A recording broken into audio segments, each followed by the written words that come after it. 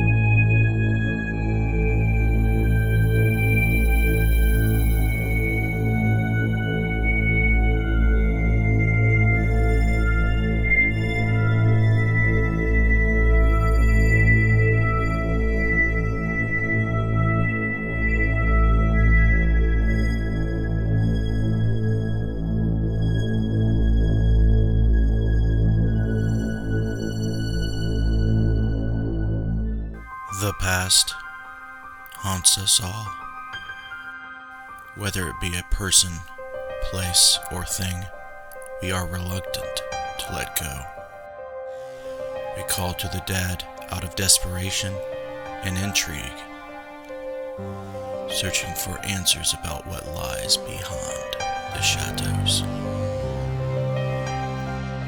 We are paranormal researchers.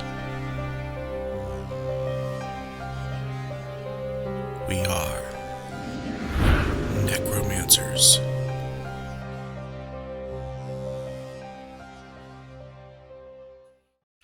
Hello and welcome to the Necromancer live show. I am your host Justin Brown. I am a paranormal researcher, and I interview paranormal researchers on this show in hopes that I will learn from them, help strengthen the paranormal community, and hopefully, allow it to grow. There's a lot of drama and a lot of people that, don't wish to support the paranormal community as they should. So I would like to change that. Let me turn down my phone. Sorry about that. But I have a awesome, not one guest, but two. It's a paranormal couple that I've been wanting to talk to in length for quite some time. Their name is John and Debbie Holliday. We're going to bring them over to the show right now. What's up, guys? How are you doing tonight? What's up? We're doing good. Doing fabulous? Yep. All right. Thanks for coming on the show, guys. I really appreciate it. I always appreciate people who take the time out of their lives. It's only an hour, but hey, an hour is a lot. With people that are busy. I got a lot of questions for you guys. You're not your typical paranormal researchers that I've seen on the surface, and I'm willing to bet that you're even more unique under the surface. So, before we begin, I have one question for you. Can you let me know if there's any meaning to the title Daywalkers Paranormal? Daywalkers, I started out where most groups tend to go out at nighttime. I started out going out at daytime. So I gave the group the title Daywalkers because I knew that ghosts were active 24/7. That makes sense. That's what I was thinking, but I didn't want to assume that. Did you start off doing that from the beginning, or did you make that choice like somewhere after you started? Right from the start. So how long have you guys been doing this? I've been doing it 20 plus years. I only got 10 maybe, and then he and I got together 2014, Mhm. and that's when we started dating, and then I joined his group, and that's how we got together. So 2014 on. Actually, I stalked her, Yeah, he's and she told me to bug her off, but I didn't give up. he's persistent. Yeah. That's awesome. Real quick, just a personal question. What drew you guys together? What's the attraction? I'm curious. Honestly, if I'm totally honest here, I believed that I knew her from a past life, Interesting. and we met at a restaurant called Panzerotti in Shelbyville, and when I saw her, I knew her, and it was amazing. And I said, I know this lady, and we kept having these little signs as we dated, and it was weird because she knew me too, and we just got closer and closer. So I was going to say we knew each other a long time on Facebook. so you both would agree that you felt like you've known each other much longer than you did when you met. Uh-oh. They froze on me. Let's see if they come back. Are you guys there still? Uh-oh, their guys are freezing on us. Let's just see if this is just a lag spike, guys.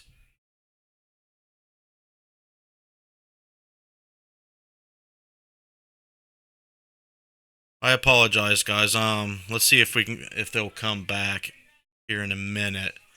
I was wondering if I was going to have this. All right, I'm going to have to call them back. Give me 1 second, guys. Yep, they're calling me back now.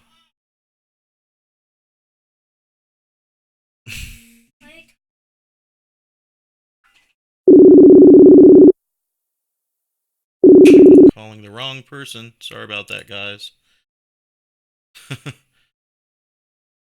Sorry about that, guys. Bringing him back now. Just 1 moment.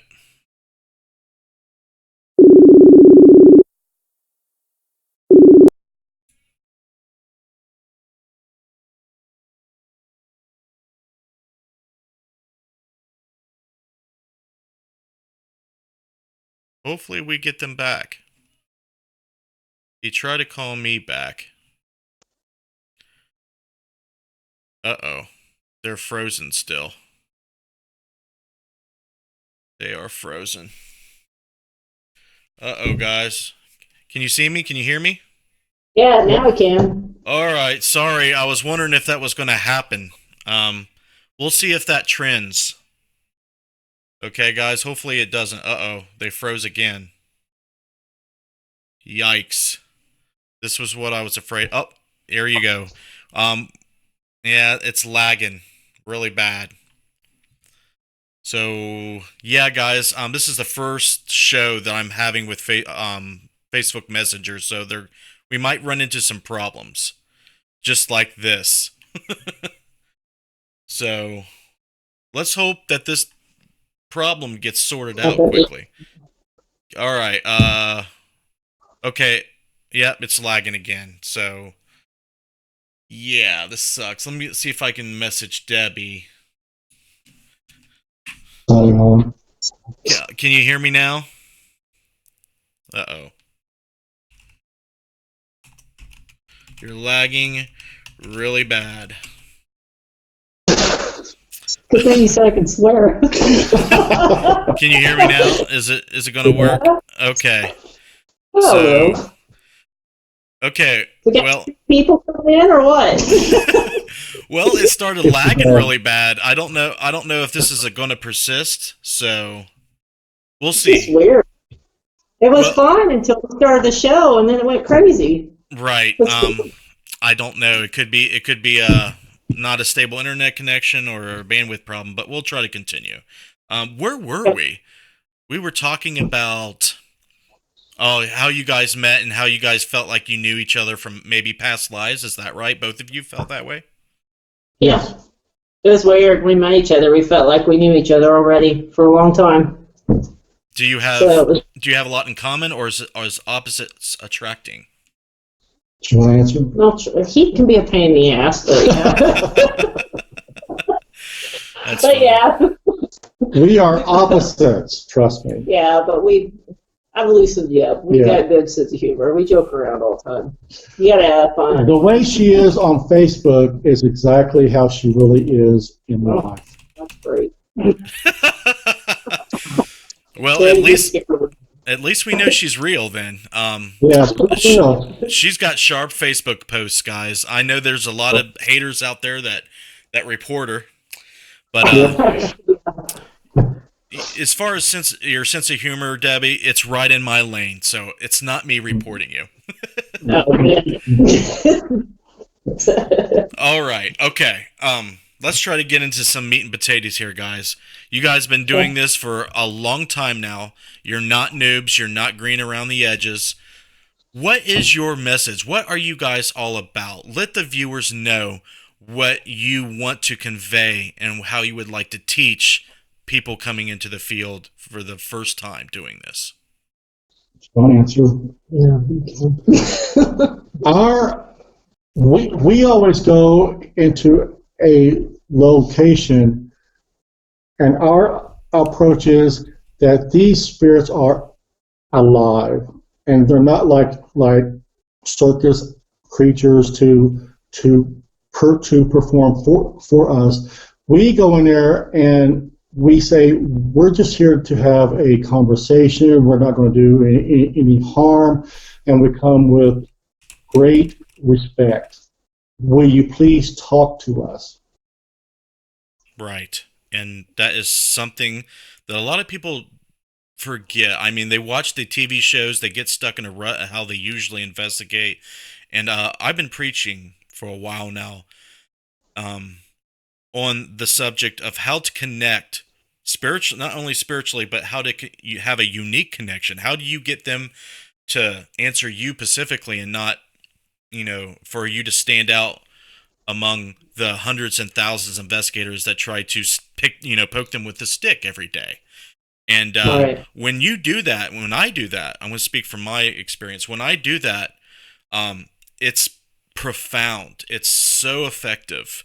And what I like about telling people that are getting into the field or find themselves stagnating or, getting into that rut is to think, not only think out the box, but treat them like they are real people, like you said.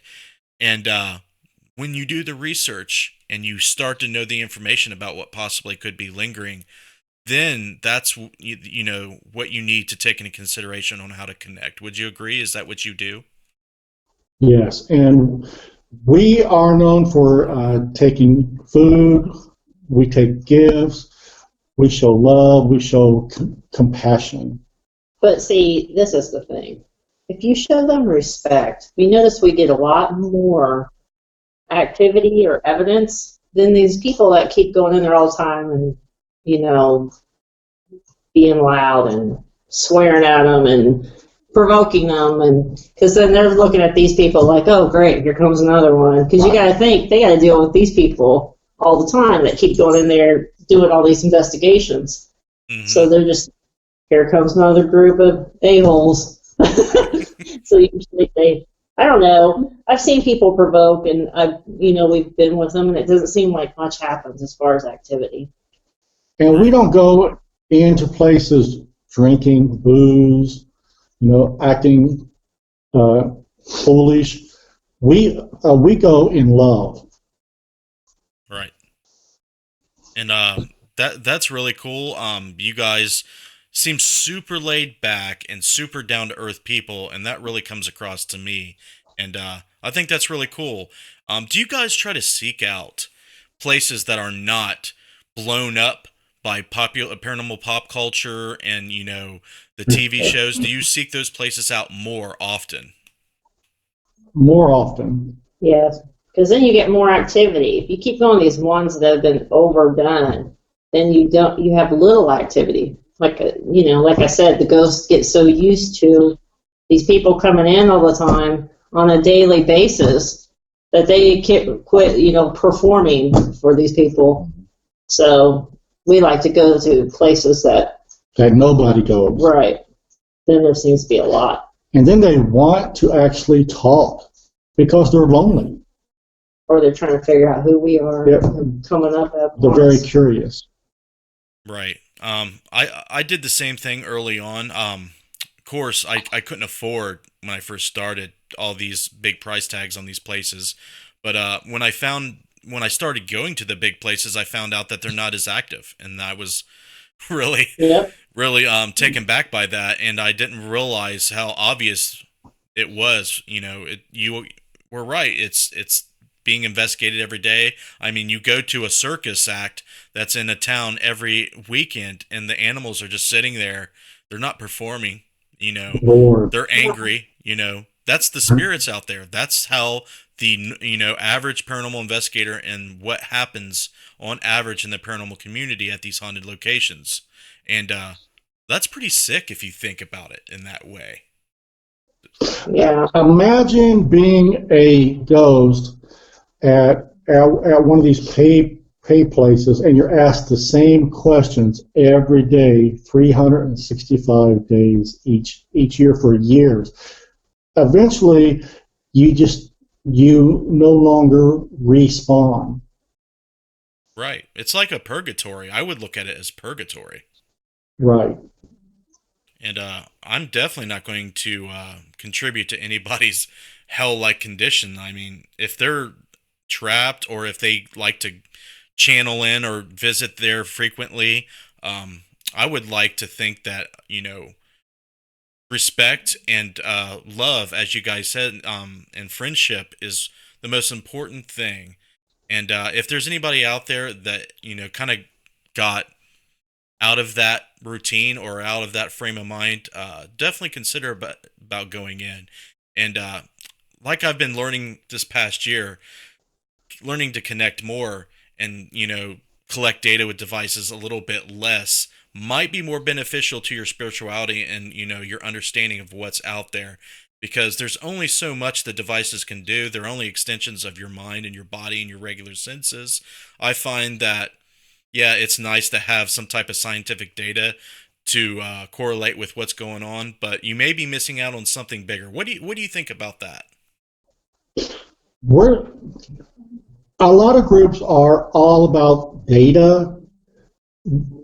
We like data, but we're not heavy on data. We're in it for the personal experience, the spiritual aspect of just meeting the spirits that are in these places. We actually want to know them and have a conversation. It's very personal.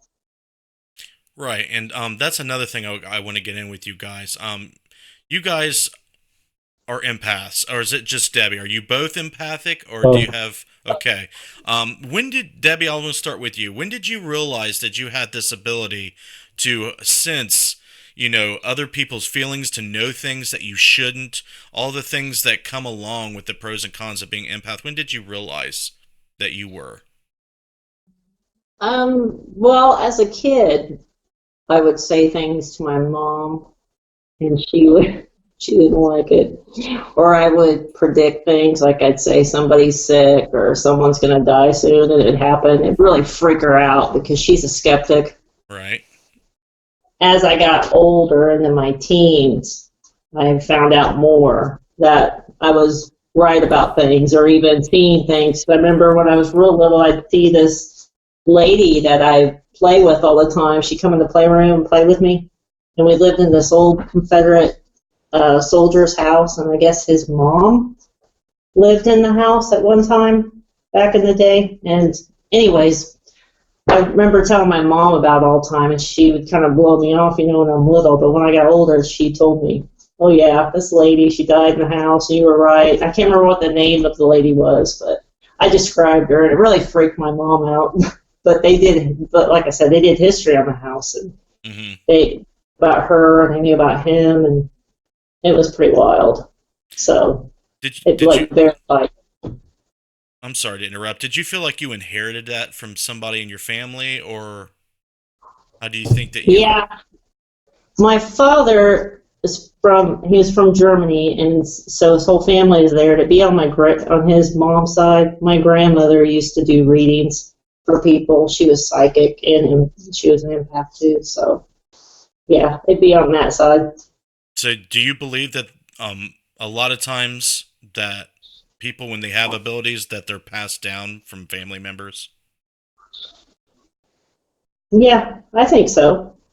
Because I've got 2 kids, and I notice my son seems to be a lot like I am and my grandmother was. So I think it skips around in the, in the generations. Mm-hmm. But, yeah, we see like a pattern. Right. Because he's with the ghost hunts with us, and he's been dead on about saying, I feel this, this, and this, and then we find out, we tell him nothing about the place, and he's totally right about the history of the house. It's pretty freaky. It always is. It's always freaky. It never gets boring. It never, even if someone's very accurate, every time, I'm able to do it or somebody else is able to do it, like my mother freaks me out still. Yeah. And I'll take her along to residential cases because, those are the most helpful she can be at. Like, for example, my wife will come along and my mom will start rattling off stuff like names of the, some widow's deceased husband that she is not able to know what these things are. And it's very interesting that these things can be sensed without any prior knowledge. They're just there, like you can smell it, like it's in the air, or see it, like it's right there in front of you. And that's what I really, really want to understand. What is that sense? And it's driving me mad. It's driving me to some strange obsession with the paranormal and the psychic ability, because it is a sense. I mean, we know it. We know it's a sense. And well, was you going to say something? No, go ahead. Oh, okay. And I'm just wondering if there's a way to try to shed more light than there already is. Like tie it. I don't know. Do you think we can tie it to some organ in our body or something like an eye or an ear? I mean, do you think there's an organ to tie it to, or is it just beyond what we can understand? A lot of people claim that it's tied to your thyroid gland. Now, I don't necessarily know if that's true, but that is the theory that I hear the most. I can't validate that though. Right, and I know a lot of people they speak a lot about the pineal gland and the third eye being something of interest and something to look at. John, when did you realize that you were different? I think I was born with this gift, but after I was involved in a serious car wreck and I received some neural damage, that's when it really took off. That's when I started to actually see them, as well as I could feel them, and I could tell if they were male or female. I could tell if they were angry or sad. I could hear their voices. That's where I've been blessed because I have Debbie, and her gifts are a little different. So as a team, we are very blessed because we can go into places and we can work a building, a graveyard, and it's amazing. I bet. And she can say, there's something right there, and I'm thinking it, and she'll say it, or vice versa. Yeah, that's something very special that you can not only share with a fellow investigator, but with, your soulmate, for lack of a better term. And to be able to share this, lifestyle with each other and this exploration of your own spirituality with each other is really neat. I mean, it's something that probably will make you feel closer, and I see you guys just getting closer and closer as time goes on. Is that what seems like it's happening? Yes. Yeah. It's like together we're a superpower. We go out there and do those. It is. Yep. Because I can tell where it is, and I usually can tell the death of whatever situation we're in. I can almost reenact it in my head how this person died. And I can see them, where he senses it all. So it's pretty wild. So you get like a visual stimuli, and he's getting like a more of an empathic stimuli. Right. That's really interesting. Do you guys, I know you're not big on data. Have you ever thought about data logging all the hits that correlate as the same? I mean, do you guys bother doing that? We don't, and here's what, because we're more in tune with keeping it personal, and if we're sitting there and we're writing stuff down and we're like, well, we need to log this, we've got to log that, then it kind of it takes away from that personal contact. It interferes, doesn't it? Yes. Yeah. And if we can get, say, a ghost of a child to come near us, we don't want to lose that contact because we're busy logging. Right. It almost would be nice to have somebody doing it for you, wouldn't it? Right. Mm-hmm. Would you be open to that if you had someone that's willing to follow you around and look and study you guys? Would that maybe? For some places, yes. For some places, no. Right. It does seem like there's a time and a place for that. Right. Maybe like if you're working a cold case would be an example of a good time. Oh, yeah. That would be perfect. Yeah. Because I strongly believe that this is real. What we're experiencing is real. Okay. It's very real. And go ahead, John.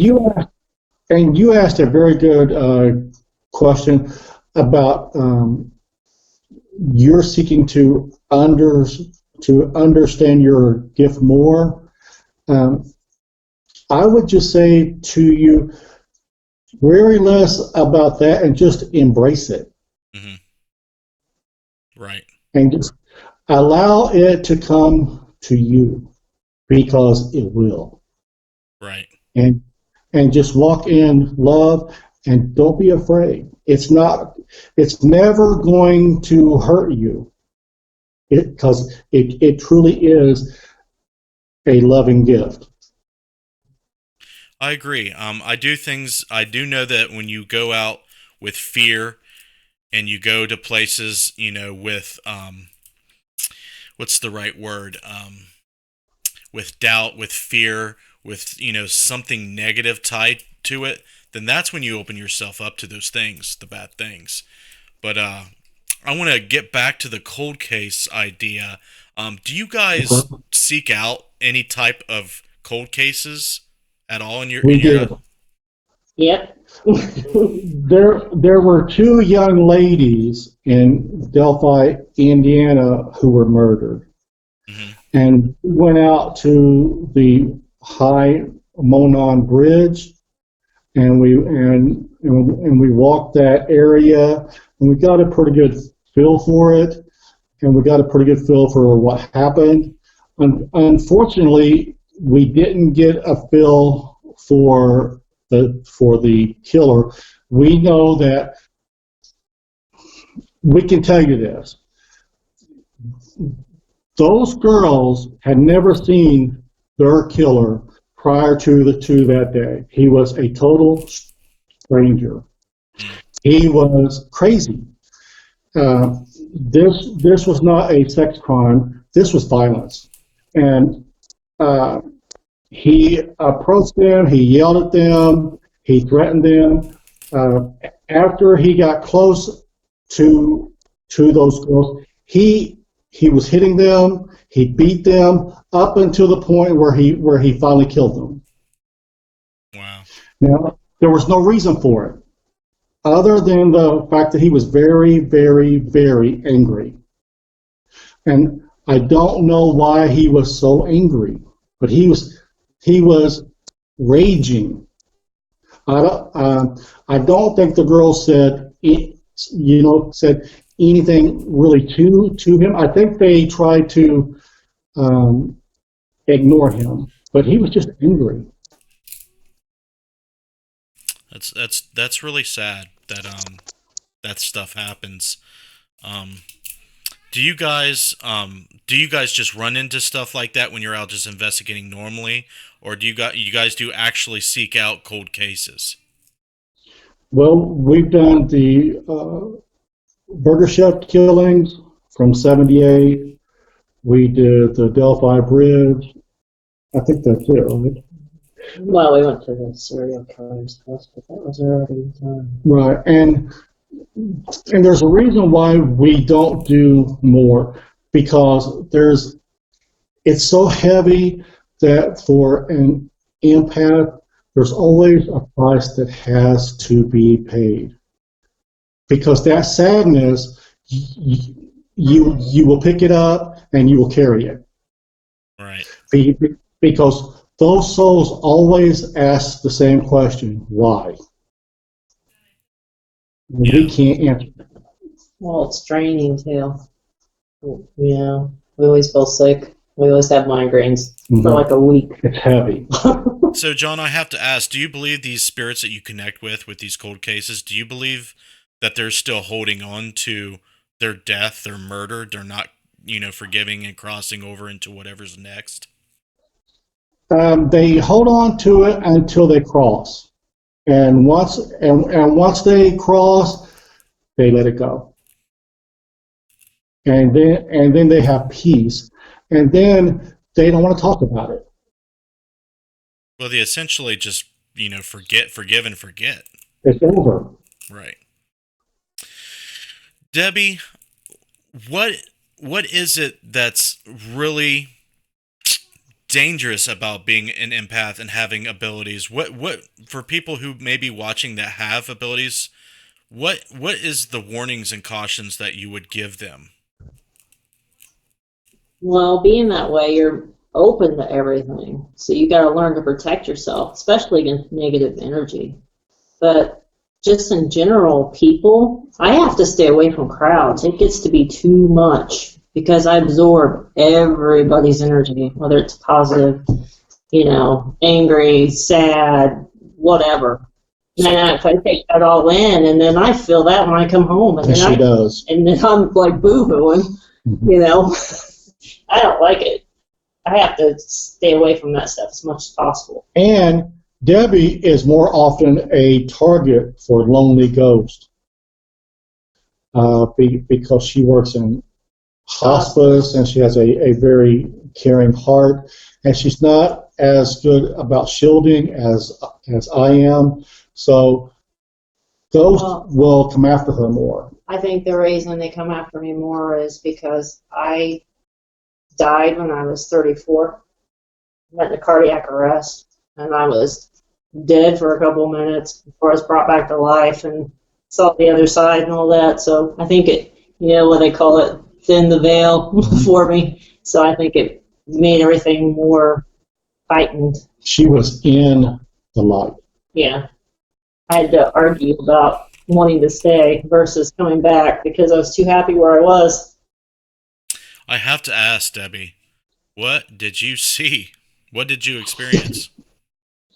Um, well, I knew I was dying when it was happening because I had an atrial fib, a rare one, and I knew I was dying. I thought, oh my God, I'm dying. I started panicking. And I heard this, her voice said, just let go. It kept saying that. It sounded like a female saying, just let go. Yeah, So first I'm thinking, yeah, right, I'm going to let go. I'm dying because I was really freaking out. right. And then it's finally listened to the voice and I let go. And when I let go, I felt myself leave my body. It was really wild. And I could see by then the EMTs were there and they were working on me and they took me to the hospital and all that. I remember seeing them working on me and I thought, I don't want to see this anymore. So I remember the scene changed. It got to be like this white light. And then I remember seeing, it was just really pretty, like flowers and a river and, everything was just really beautiful.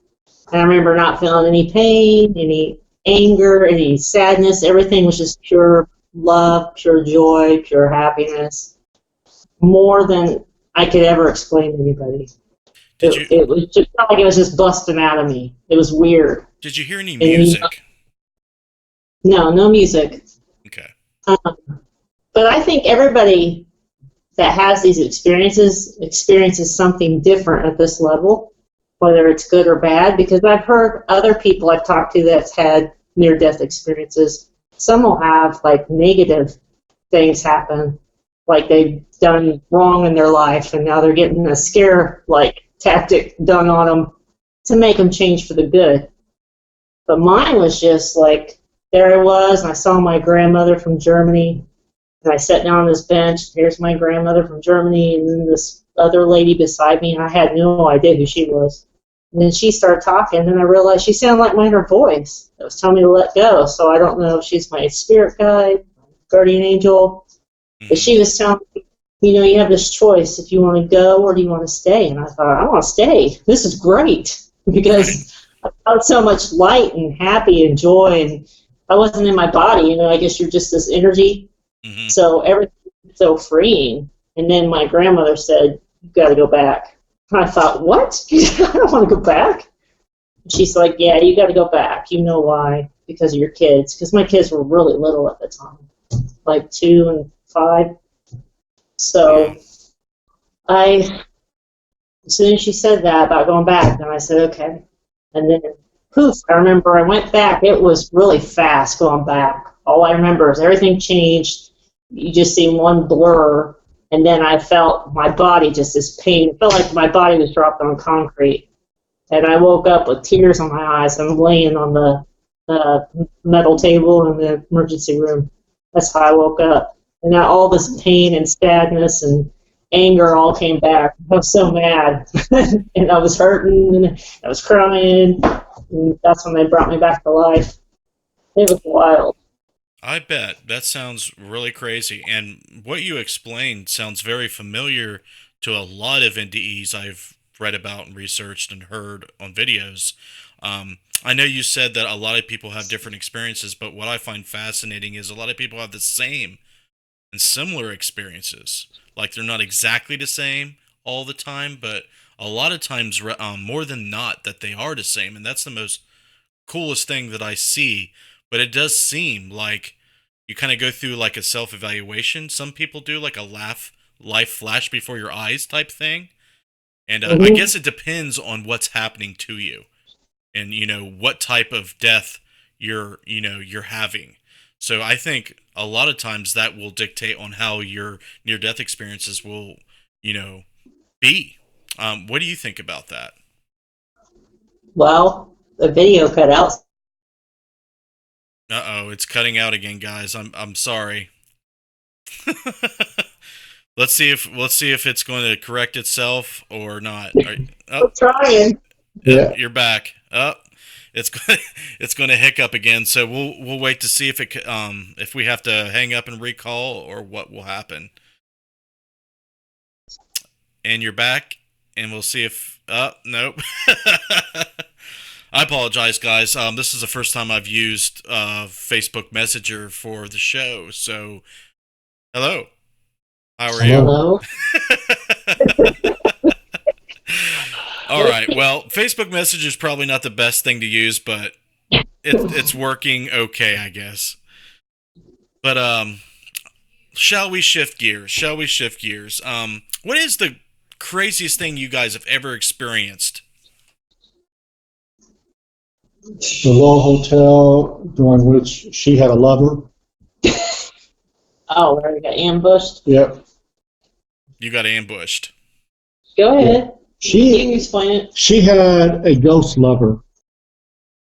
Whether I wanted it or not. Yeah, he was in love. It was. Go ahead. Go ahead. You can. We walked into the room. He saw Debbie and he wanted her. Okay. Tell the story. Well, let's see. We get in the room. I don't know how fast you got that REM pod out. It was You were quick. getting out the It was equipment quick. and go straight to the refrigerator, put the bottles of water and stuff out. And immediately I felt this guy just come up, boom, right behind me. And I said, somebody's behind me. And he got out the REM pod and he was setting them off. And that REM pod just went off immediately, like full blown. And I moved because it was freaking me out because it felt like he was just right up against me. And I walked to the other side over by the couch.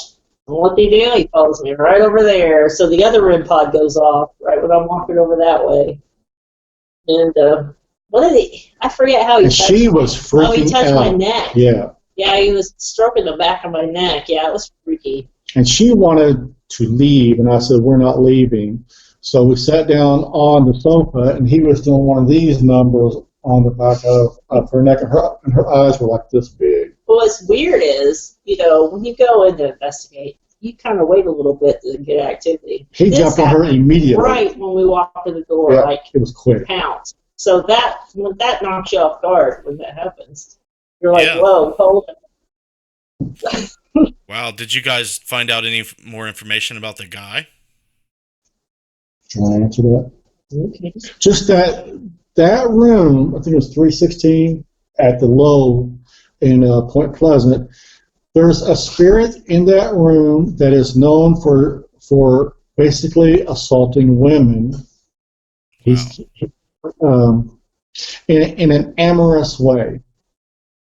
And then I found out later, I found a book in that room that the lady downstairs that owns the place, she leaves it there if anybody wants to write their experiences. And I opened the book and I'm reading it, and there's probably like 3 different experiences of the same thing, like what happened to me. So I it wasn't crazy. The same thing happened to these people, except these people were so freaked that he didn't stay. They left. So it was like just touches, like he was like bumping up against you and touching you. That was it. I felt like his whole body was up against my body. I've never had one come up on me that fast and that feeling it solid all the way down my back. Yeah, Like he was that's my neck. that's serious. I can see why you wanted to leave, because that's really alarming when they can make physical contact that well with you. You're just waiting to get sucker punched or something worse. Yeah. So when he convinced me to stay, I said before we went to bed, I said, look, bub, I'm tired. Please don't bother us. I said, because we both have driven so far. I said, I'm tired. Can you leave us alone tonight? And the lady, there was a guy and a girl next door. They had their TV blaring. They were obnoxious. They were really obnoxious. So I asked the spirit to go over there and scare the crap out of them for a night and leave us alone. And he did. Which is funny because he did. Yeah, he did. Because the next day I went downstairs and they were both down there at the counter telling the owner about what happened to them that night. And they What were happened? checking out. I guess, He kept them up all night long, moving, like making noise in the room and scaring them. terrorizing them. So they wanted to check out. They were supposed to stay like 3 days. They only stayed 1 night. Wow. Funny. Yeah, Point Pleasant is definitely crazy. It's crazy.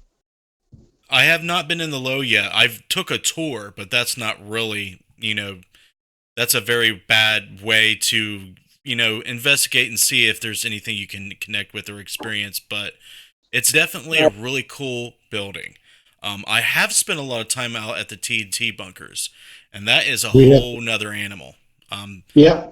a lot of people go out there and do some messing around. Let's just say that. A lot of people who are, involved in the occult, a lot of people who do certain things that stir up things, and you get a kind of a unique mixture of phenomena that happen out there. And I'm curious what you have ran into out at the bunkers. Well, we love it there, and eventually we want to move out to Point Pleasant. Um, we love we love the story about the Mothman. We've been out to the TNT area about 4 times now, and we have actually searched for the Mothman. You have EVPs, don't you? Yeah, What was the EVP that you got inside that one? I can't remember, Oh, but 'cause it's pretty clear. I'm not sure where I stand on the Mothman yet. I just know that Point Pleasant itself, due to Lord Dunmore's war and the collapse of the Silver Bridge, it has a lot of paranormal energy there. It's a very active place for investigators to go and visit. I highly recommend it. Yes, even the death of Chief Cornstalk and his son and the desecration of his grave multiple times Yeah. definitely Yeah. adds to it. There's so much history, like you said, and so many reasons for the area to be haunted in so many different locations, from Fort Randolph to over to multiple places like the bridge in town, out at the bunkers. I'm curious. I've gotten really, really loud, clear EVPs in front of Bunker 3, right in front of the door. There's the one bunker where you have to kind of go through some thick foliage to get to. Yeah. That's Mhm. where I capture the voice phenomena every time. Is that where you've recorded anything? Yes, and that's also where we captured this gigantic pictures of an orb like Middle of the day. this big, and I cannot explain why that orb was there, and I shot it from different angles, and it was still there. So it's just weird. We're not orb people. Yeah, So. and we're not orb folks. Do you have that photo anywhere on Facebook or the web? Because I can show it to the viewers. It's called on YouTube. It's called Orbs with Jesse. Orbs with Jesse. Okay. Yeah, because it seemed to follow her. hmm Okay, let me go to your YouTube channel. I'm You got me intrigued now. Yep. Orbs with Jesse. Okay. Do you see it? No, I'm going to your channel now. I'm gonna go to their videos and search Orbs with Jesse. 2 S's in Jesse. Jessi. SSI. Okay. See if we can find that. No, it didn't come up. See if you can find it, Red. I don't want to stall out the stream, but I was just wondering if I could quickly find that. That's weird. Orbs with Jesse. Why wouldn't that pop up if that's what it's called? I'm gonna have to send you a link later. Oh, it's in that Mothman video you guys did, the older one. I don't know how you named it exactly. Well, I separated and I did a shorter version, or Orb with Jesse, or something like that. Yeah, it's not coming. It's been a few years back. You'll have to send the link. But what I find interesting about that town is I found not only the. Oh, you found it? Orb visiting with Jesse. Yes. Okay, let's see if we can get to it. Is it in particular part of the video? Is it all the way through it? It's pretty short video. Okay. It's just a set of about 4 or 5 pictures where this orb is just with her. Yeah, she's sitting on top of the bunker, and then she'll stand or something. It's a Okay. giant looking weird orb. Okay, we're going to go to a bigger screen though, but they can still continue. Okay, I'm seeing it. What in the freak? Is that a See? lens? That can't be a lens flare, right? And I shot it from different angles. Right. Yeah, so that's weird. And I was like, what? Okay, we're looking at the marsh. And she's with another investigator there named Jason, and this orb totally, it doesn't want anything to do with him, only her. It's like encircling her head, the lady on top of the bunker. It seemed to have life to it.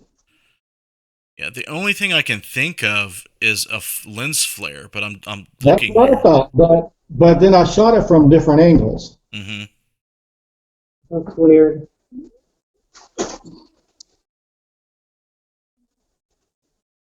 Yeah, I see it in different spots. You kind of move to the left maybe a little bit. Yep. Interesting. Nice.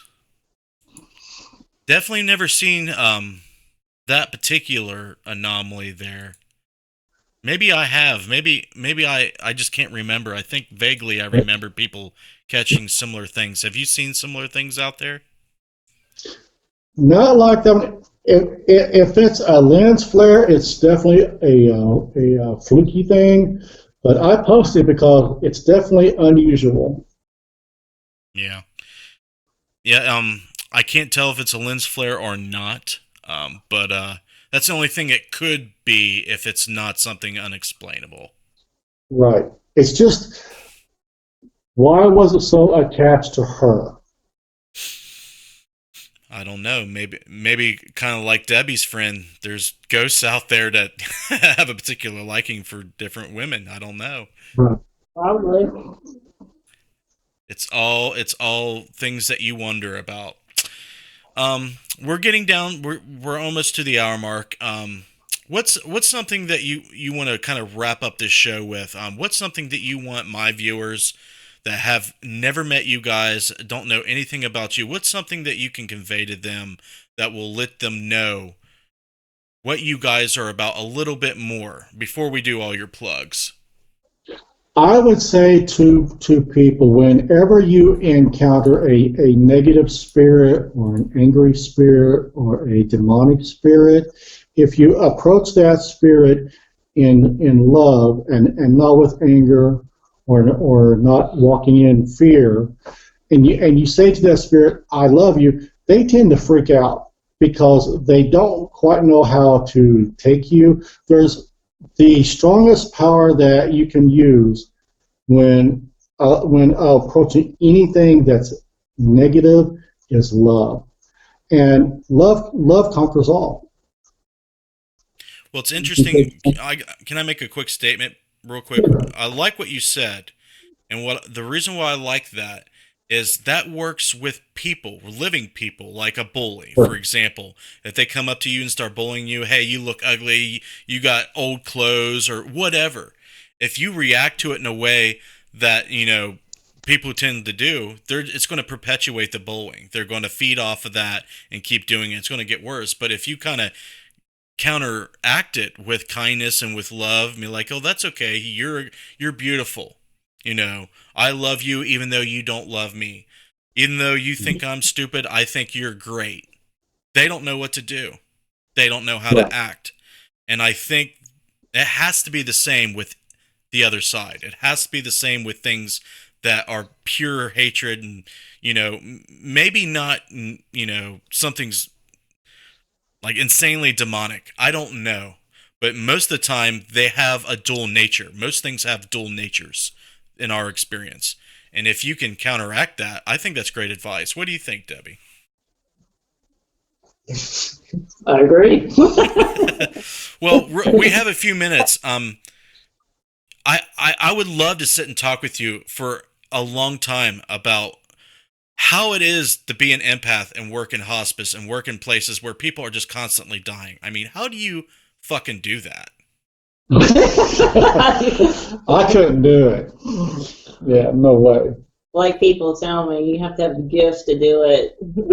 I think that's true. You either have it or you don't to do this kind of job because it's rough. But it's wild. You see a lot of wild things when you work this job and you see someone pass and cross over and leave the room. It's pretty wild.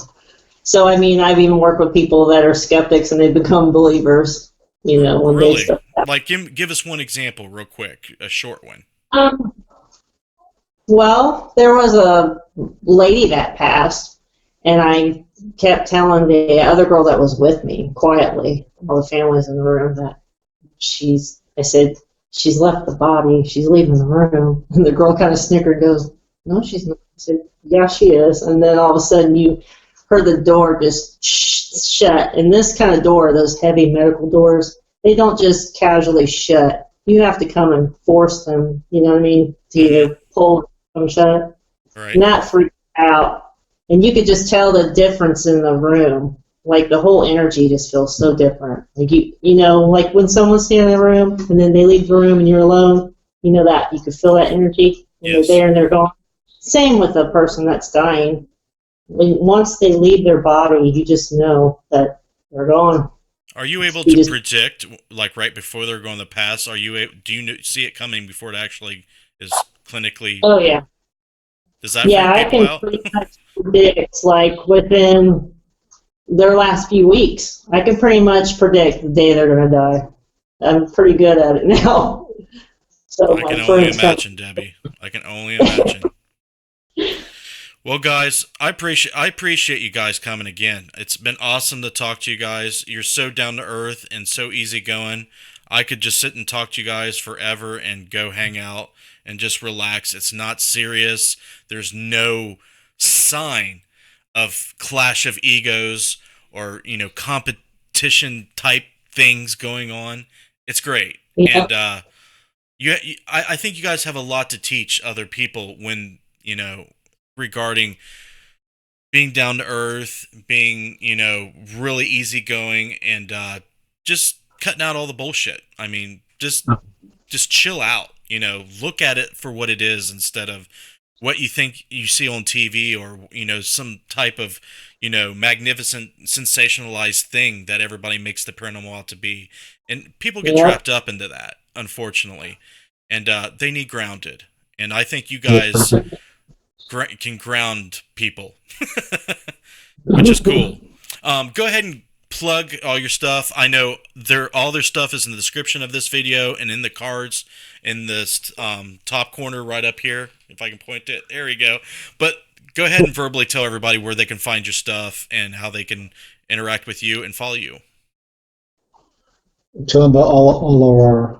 We have Daywalkers Paranormal Show on Tumblr and Instagram. Then what? We're on YouTube. Yeah, under Daywalkers, and we have our own radio show on Thursdays at 8 p.m. on Paranormal King. Yep. Then we have our own personal pages. John Holliday, Debbie Holliday. And we're on Instagram, Tumblr. I already said that. Okay, so we're good. Awesome. Don't forget your books. And we got a couple books, see? Oh, where can you get? Are they on Amazon or how can you get the books? Amazon and Kindle. Yep. Oh man, I wish I would have knew that. I would have put those links in the description. I failed. Yep. This one's called 119. It's about how he and I met, and then he wrote about all the stuff going on in our house because we got a seriously haunted house. The one you're at now. Yes. We had shadow people here, and it was amazing. See, we don't get scared. We get fascinated And irritated, honestly. Yeah. So this was a learning experience. So we learned a lot. Well, you're beyond fear. I mean, sounds like you've experienced things that are terrifying and that are, alter your perception of what you should and shouldn't be afraid of. You've both had experiences, traumatic experiences, things that, let you know, hey, look, I know my path, I know where I'm going, I know who I am. There's no reason to fear what I already know about. I mean, the more you know, the less you fear. So a lot of people out there go chasing their fears. They try to face their fears, but they end up not discovering anything about themselves about the truth doing that a lot of times, rather, than not. But you guys are awesome. Check out their books on Amazon. I really want to plug your guys' books because now I want to read both of them. So everybody that comes on the show, I always want to read their book because that's probably even a way better way to get to know them and their stories. But check them out on YouTube. Follow them on Facebook. Check out their blog stuff. And just, support these guys. This is what this show's about. We try to support each other. They're awesome people, and you can't go wrong with them. You guys have a good night, okay? You too. Thank you. You're not very far away, so hopefully sometime in the future we can do some work together and hang out and have fun. And we'll go have tacos. Oh, God, I love tacos. There you go. We had them at tacos. Yeah. All right, I'm gonna let you two go. Keep on loving, okay. And you have a good night. You too. Bye-bye. Bye. Bye-bye. All right, guys. Awesome guests.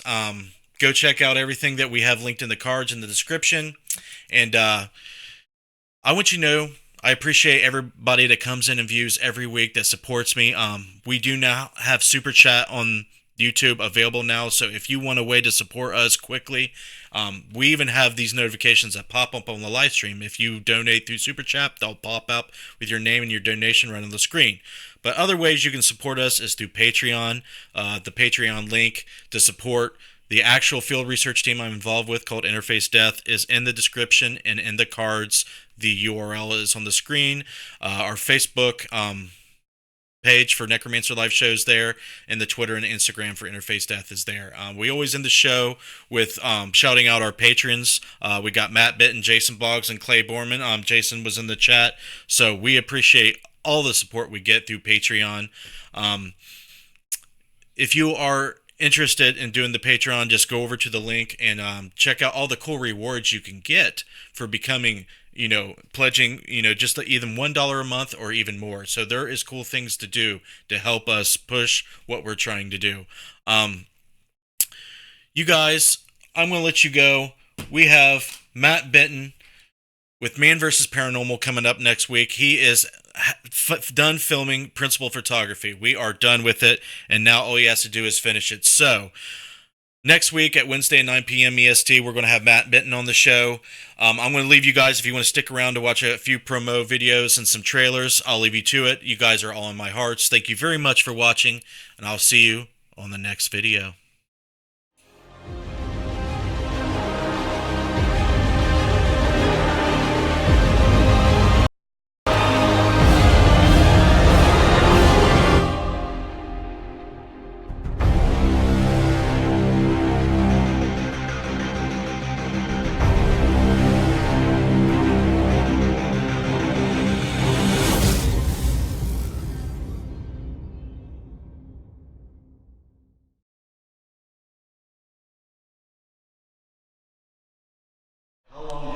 Been associated with the school?